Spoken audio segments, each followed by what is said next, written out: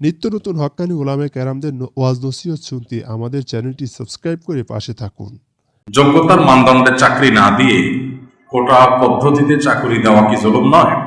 ইসলাম কি বলে? ইসলামী শরিয়ার দৃষ্টিকোণ থেকে যে কোনো সরকার বিশেষ কোনো অবদান, বিশেষ কোনো ক্ষেত্রে কারোর কোনো অংশগ্রহণ, এটার জন্য তাদেরকে প্রণোদনা দিতে পারে, কোনো ছাড় দিতে পারে, কোনো বিশেষ সুযোগ দিতে পারে। এই জিনিসটা মৌলিকভাবে জায়েজ, কিন্তু এটা কতদূর পর্যন্ত যাবে?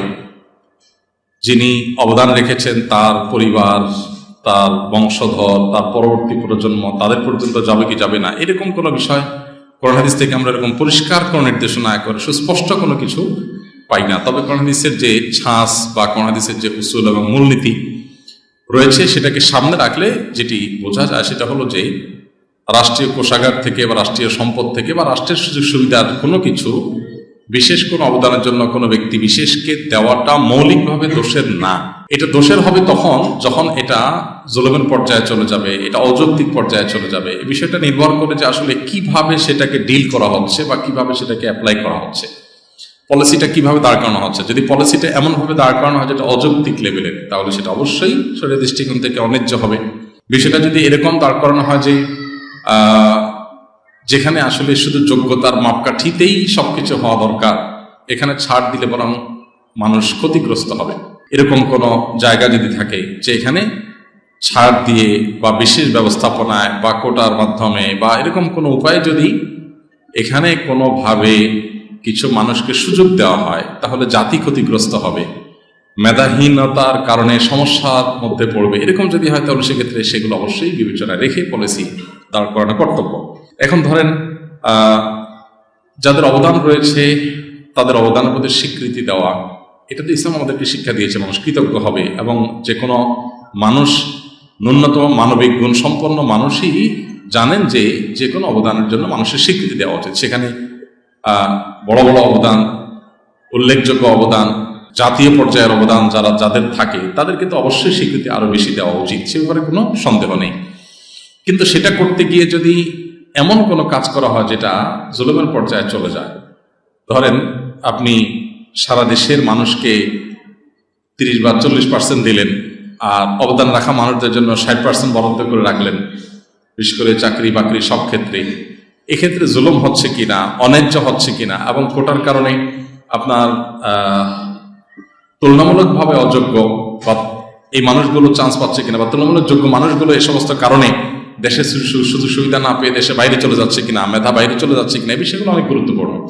তো এই বিষয়ে আসলে শরীয়তের আলোকে আমরা সুনির্দিষ্ট কোনো আপনার ফিগার বলে দিতে পারবো না যে এতটুকু করা যায় আছে, এতটুকু করা যায় না। বিষয়টা নির্ভর করে যে কতটুকু হলে আসলে কোনো সমাজে সেটা ন্যায্য হয়, কতটুকু হলে অন্যায্য হয়। আমাদের সমাজের চাকরির ক্ষেত্রে নানা রকমের আপনার আপত্তির জায়গা আছে। এই কোটার ক্ষেত্রে, মেয়েদের চাকরির ক্ষেত্রে যে কোটা রাখা হয়েছে, পশ্চিমারা আমাদেরকে বিভিন্ন রকমের চাপ দেয়।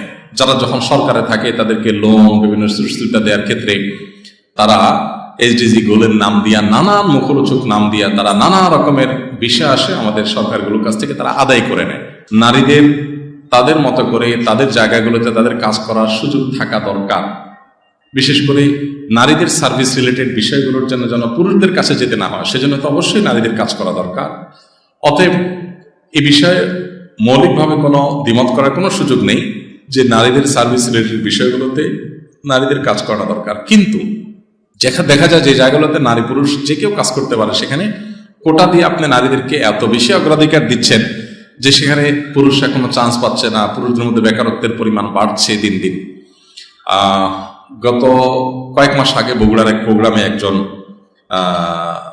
নার্স, তিনি আমাকে বললেন, পুরুষ মানুষ, তিনি আমাকে বললেন যে ভাই, নার্সিং পেশায় মেয়েদের জন্য কোটা এত বেশি রাখা হয়েছে যে আমরা পুরুষরা চাইলেও এখানে রোগীদের সেবায় কাজ করতে পারি না। তো এটার কারণে নানাবিধ সমস্যা দেখা দেয়। আমরা দেখি যে মেয়েদেরকে কর্মস্থলে অবাধে, বিশেষ করে ছেলেদের সাথে ঢুকানোর ফলশ্রুতিতে তারা নানা রকমের নিগ্রহের শিকার হচ্ছেন। যারা এই থিওরিগুলো আমাদেরকে আমদানি করছে, যারা আমাদের মধ্যে এই থিওরিগুলো ইন করছে, পুশ করছে, সেই পশ্চিমা দুনিয়াতে আপনি যদি তাকান তাহলে দেখবেন কর্মস্থলে তাদের পাশবিক নির্যাতনের হার, তাদের যৌন নির্যাতনের হার, নিপীড়নের হার এত ভয়াবহ যেটা রীতিমতো চোখ কপালে ওঠার মতো।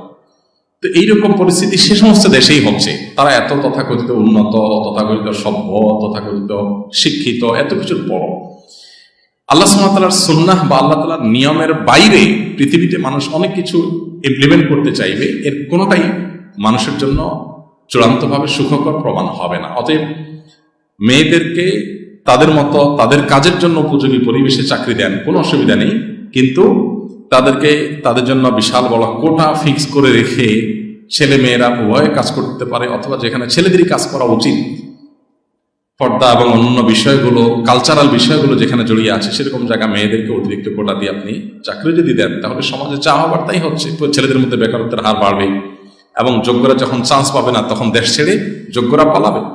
আমাদের যোগ্য ছেলেপেলেরা, কলেজ ইউনিভার্সিটি স্টুডেন্টরা দলে দলে তারা, আমরা জানি যে দেশ ছেড়ে তারা চলে যাচ্ছে, বিদেশে পাড়ি জমাচ্ছে, বিভিন্ন দেশে তারা চলে যাচ্ছে। তো এই যে অবস্থা, এই অবস্থা থেকে উত্তরণের জন্য যারা কর্তৃপক্ষ আছেন তাদের গভীরভাবে বিষয়গুলোকে বিবেচনা করা দরকার।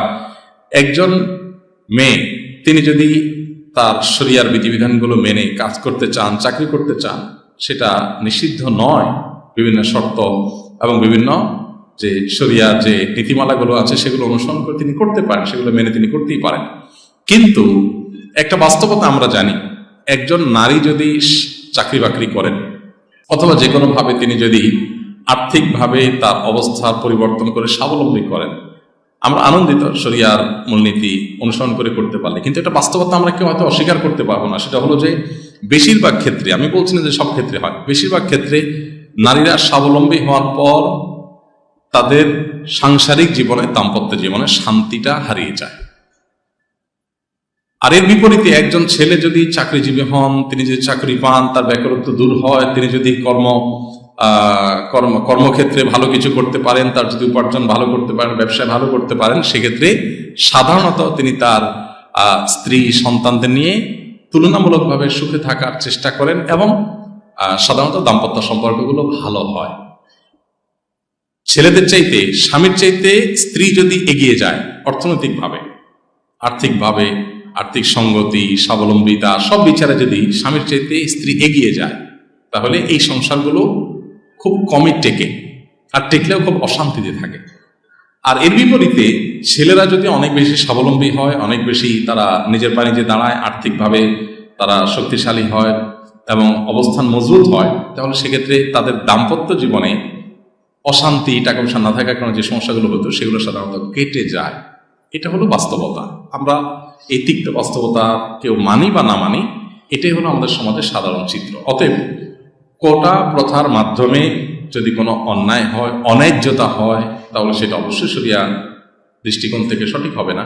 এবং কোটা প্রথার কারণে এই যে এরকম যদি আনব্যালেন্সড অবস্থা তৈরি হয়, যে ছেলেরা বেকার, তারা বাড়ছে, আর মেয়েদেরকে ধরে ধরে কোটা দিয়ে দরকারে বেদরকারে, প্রয়োজনে অপ্রয়োজনে, খাটে না খাটে সব অবস্থায় আপনি তাদেরকে চাকরি দেওয়ার জন্য চেষ্টা করছেন বিদেশিদের চাপে।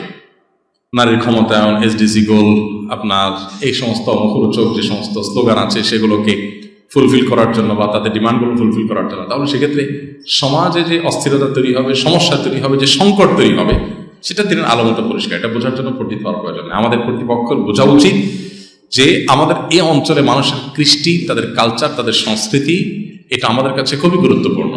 এটা যাতে কোনোভাবে ক্ষুণ্ণ না হয়, আমাদের স্বকীয়তা যাতে নষ্ট না হয়, সেদিকটা আমাদের খেয়াল করা দরকার নারীদের কোটার ক্ষেত্রে। আর অন্যান্য কোটার ক্ষেত্রে আমরা বললাম যে যেই জায়গাগুলোতে আসলে মেধাকে সবকিছুর ক্ষেত্রে প্রায়োরিটি দিয়ে না দেখলে জাতি ক্ষতিগ্রস্ত হবে, সেখানে আসলে মেধাকে প্রায়োরিটি না দিয়ে অন্য কোনো কিছুকে প্রায়োরিটি দেওয়াটা অবশ্যই ভুল হবে, অন্যায় হবে। এটা ভ্যারি করবে যে কোথায় করছেন, কতটুকু করছেন।